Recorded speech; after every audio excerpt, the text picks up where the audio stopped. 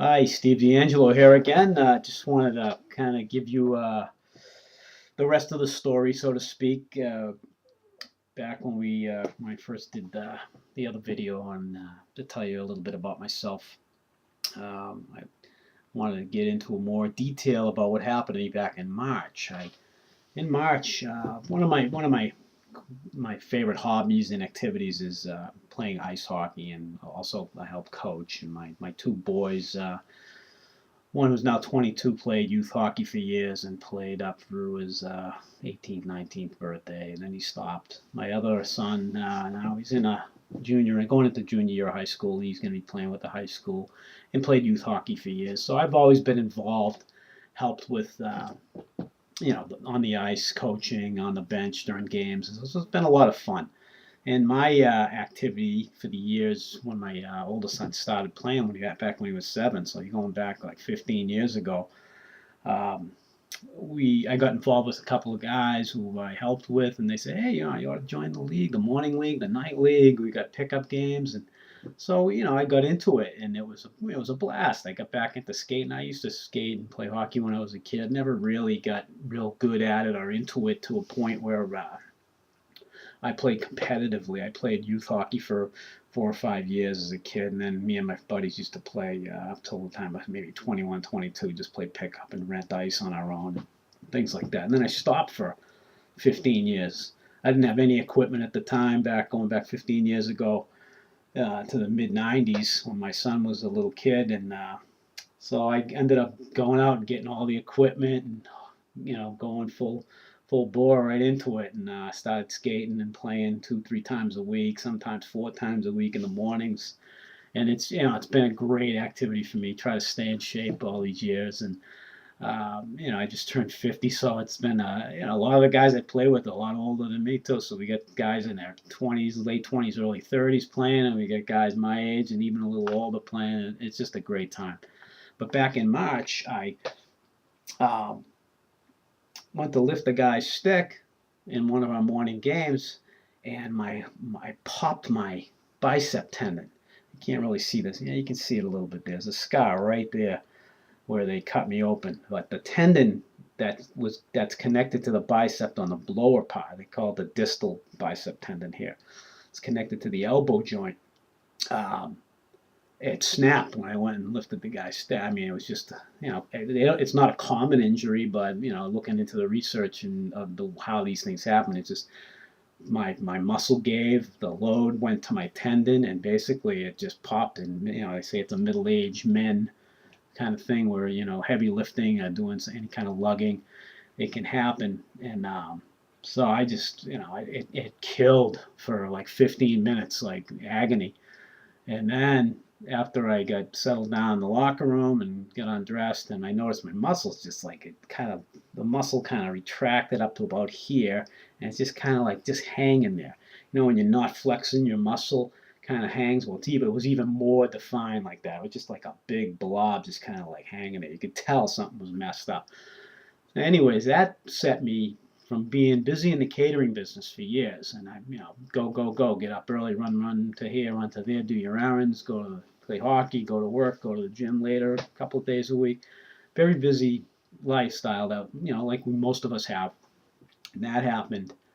All of a sudden, I'm in a cast that had to be basically kept like that for 3 weeks, and then the brace I had I should have taken it out to show you, but it's a bracelet with a dial on it, and you can control the extension of your arm. So the first week I had to keep it like that. This is after a 3 week period actually, and then every week I could open my arm up a little more. So by the end of the 8 week period, I had to keep the brace, my arm pretty much open, and that was to basically stretch after the repair of the tendon, to stretch the tendon out as it's healing.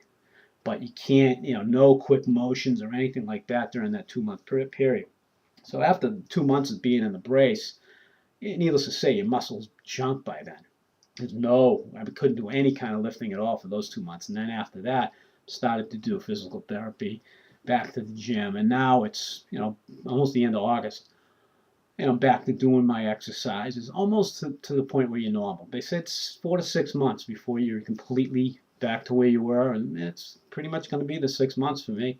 Um, and so that's kind of set me into the couch potato mold for those months of March and April, and then the middle of May, started physical therapy, getting out, and I could start doing a few things. But it basically led me to get it more involved into the marketing, and, and spent a lot of time studying some of the things that I had some ideas about, all the years of using the internet with my catering business and some of the things we talked about the last time.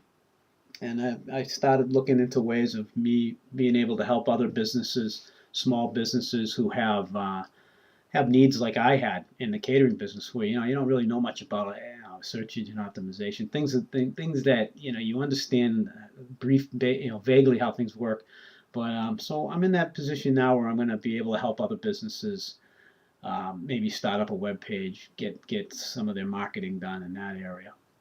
But this injury was the catalyst, I'd say, to kick me in the butt to kind of make the move to get out of the catering business after being in the food service industry for 30 years basically.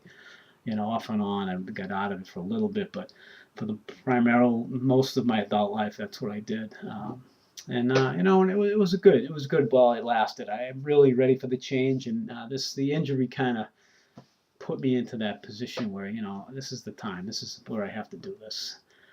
And that's pretty much where I've been. Since March, I've been doing a lot of research, a lot of studying, learning a lot of different things, and being able to share that information really is where I'm at now. And I have a few people I'm working with from a mentor standpoint. I have people that I look to for advice and to help me learn more.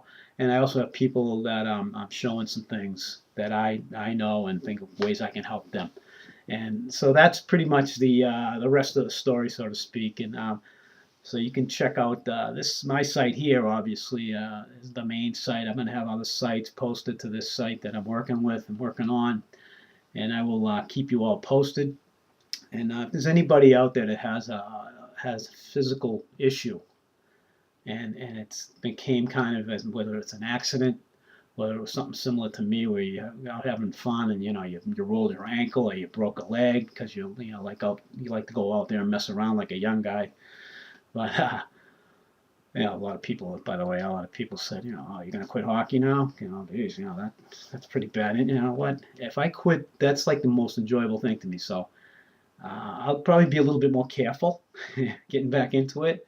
Maybe won't do certain things, but it's just I still go. I used to go and show up and watch the guys. My son would play, substitute in for me, and I'm not going to quit. I won't. It's something I've enjoyed doing for all these years.